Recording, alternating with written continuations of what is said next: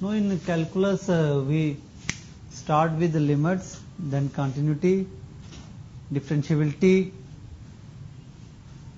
then integration, proper, improper integral, both we will discuss.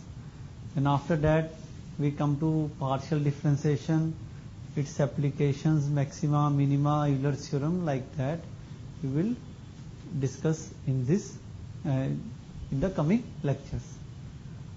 Now I start with limit.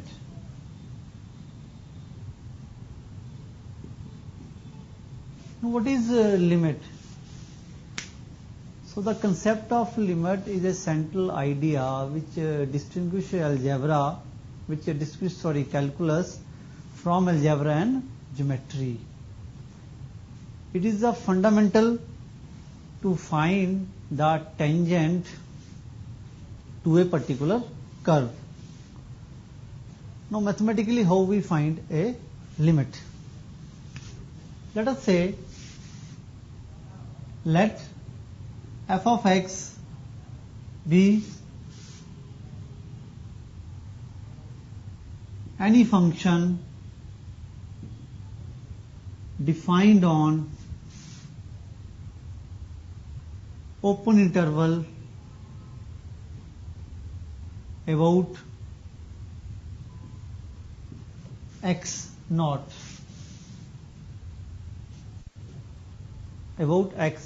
not possibly at x naught. Then limit x tends to x naught, f of x is equal to L. Is my limit to L, and say limit. Now this f of x is a function defined on an open interval.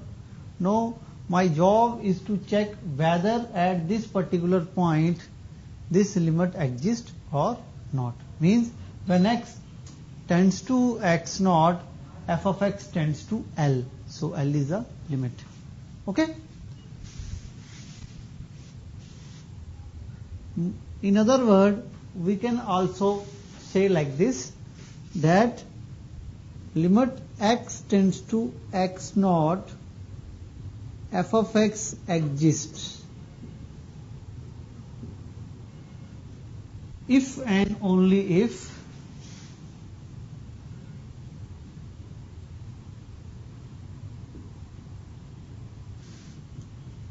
that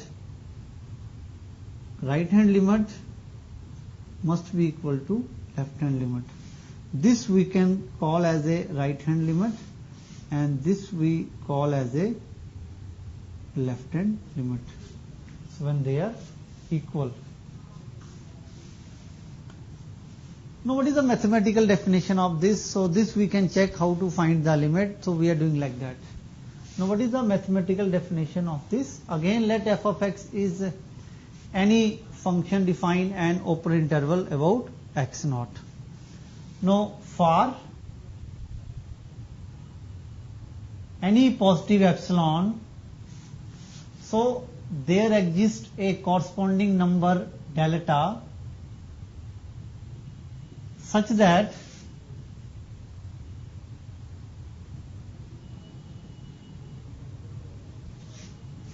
implies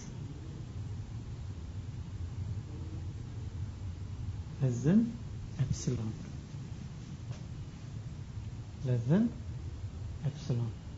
So this is how we can say that limit exists at a particular point. Also we can find for the how left hand limit and right hand limit exist at this particular point, but this is not our area that how we discuss. हमें सिर्फ यहाँ पे ये पता करना है कि हमने किस तरह से एक प्रॉब्लम दी गई है, उस पे लिमिट को किस तरह से we solve a particular limit. Now come to the properties.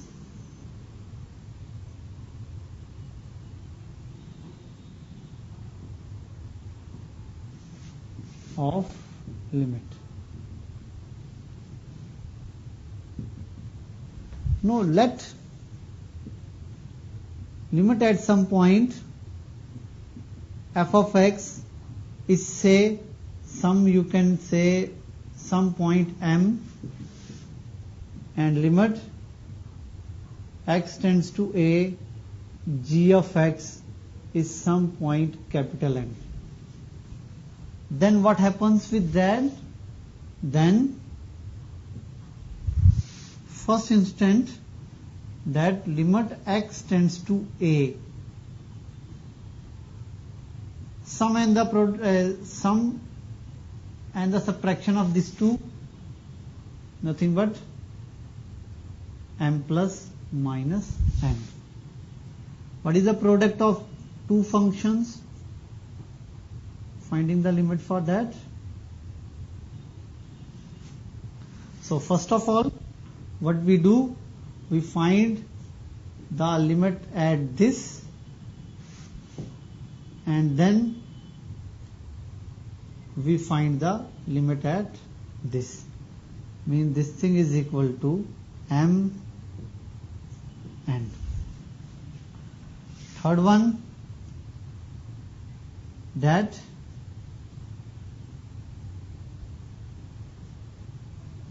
limit at this. Now first of all I will find the limit at f of x, then the limit at g of x. So provided the limit at this point should not be equal to 0. So this is the way that how we can find the limit जब दो function का plus होता है, when two functions are you can say multiplied, and the quotient of two functions. Now after this we come to the how to evaluate limit at a particular point.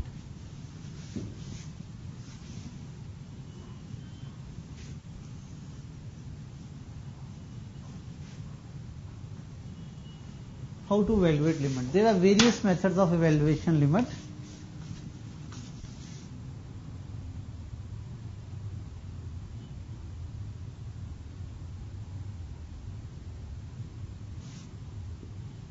Now what is the basic idea behind it?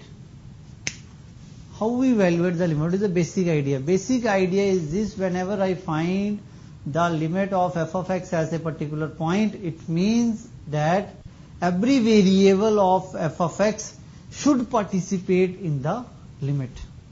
Okay, so this is the main idea here. So what we do, we evaluate first. First of all we evaluate our function and make it into simplex form, and then apply limit over it.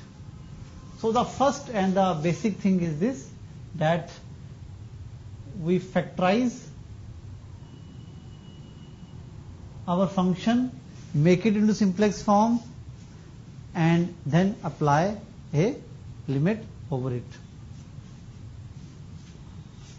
Secondly, if not factorize, then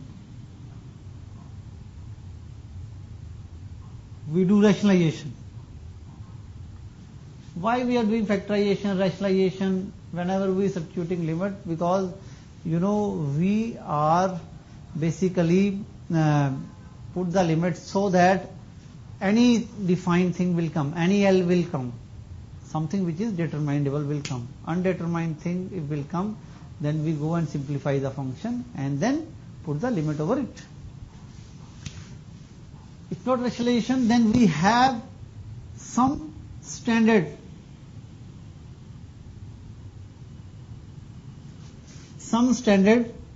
forms.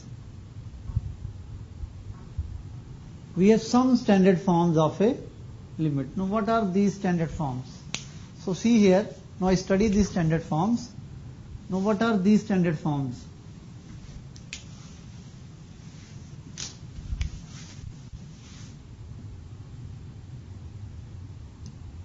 So limit x tends to 0, sin x upon x is equal to 1.